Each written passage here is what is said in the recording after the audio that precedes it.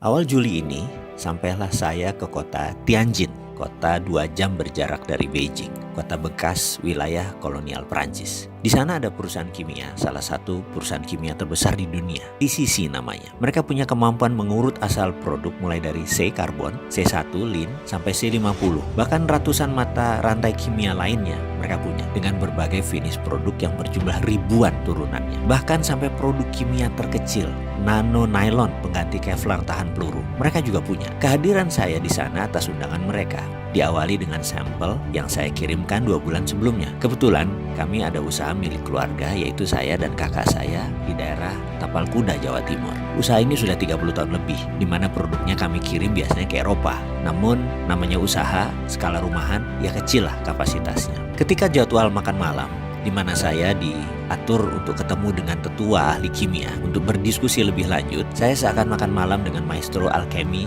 sesepuh seumuran Merlin kali. Merlin itu alkemis gurunya King Arthur zaman dulu. Bahasa Inggris mereka sempurna, walau mereka bertiga usianya sudah di atas 84 tahun. Pendidikan mereka didapat di kampus kenamaan di Amerika dan Eropa. Mereka tamatan MIT dulunya, way back then, sewaktu mereka ambil program doktor. Salah satu di antara mereka mulai membuka pembicaraan dengan pertanyaan, how can you mix the precious metal with common metal, becoming alloy like this? Katanya sambil menunjukkan sampel yang saya kirim.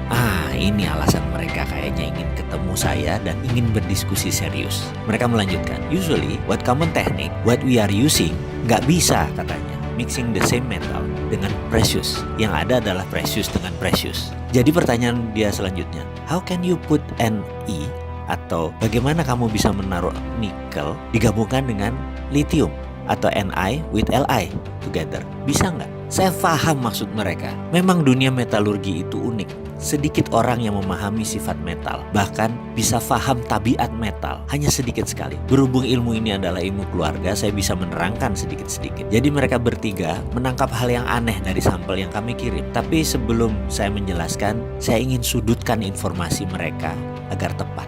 Saya tanya balik, what metal do you need? I will answer, what do you need? Not what you want to know. Is it okay with you? Jadi saya akan menjawab apa yang mereka butuhkan, bukan apa yang mereka ingin tahu. Jawaban mereka singkat, Li, lithium. Itu jawabannya. Saya tanya balik, untuk apa mereka perlu lithium? Power bank katanya. Saya tanya balik, ini power bank untuk handphone, mobil? Dan dia jawab, enggak, no, this is for house, for drone and building. Mereka jawab. Asli saya terdiam, otak saya setengah kram. Makan malam Cina Muslim dengan Xi'an style, kambing muda yang lembut seakan tidak terkunyah jadinya. Saya bilang mohon penjelasan lebih lanjut. Hanya kalimat itu yang keluar dari mulut saya, yang dijelaskan dengan terjemahan singkat sebagai berikut. Bayangkan ada baterai yang bisa di-charge selagi listrik di rumah dipakai selama 4 jam. Lalu baterai tersebut akan dipakai selama 24 jam, seperti power banknya telepon. Jadi misalnya bayaran listrik kita yang biasanya 1 juta itu tinggal 20% atau tinggal 200.000 karena kita hanya memakai 1/5 daya listrik per harinya, di mana sisanya 4/5-nya akan menggunakan power bank tadi. Dan mereka menarget harganya tidak lebih 14 juta rupiah, itu pun dengan margin keuntungan di atas 40%. Siapa sih yang nggak bisa beli power bank yang bisa menghasilkan 5.000 kilowatt dengan harga 14 juta yang bisa mengirit 80% biaya listrik bulanan? Saya bukan kepikir masalah siapa yang akan beli power bank tersebut, tetapi daya listrik PLN yang Indonesia saat ini lagi bangun jadi akan sia-sia karena menurunnya kebutuhan rumah tangga karena daya listriknya tidak diperlukan lagi karena semuanya sudah bisa di-save di power bank. Penjualan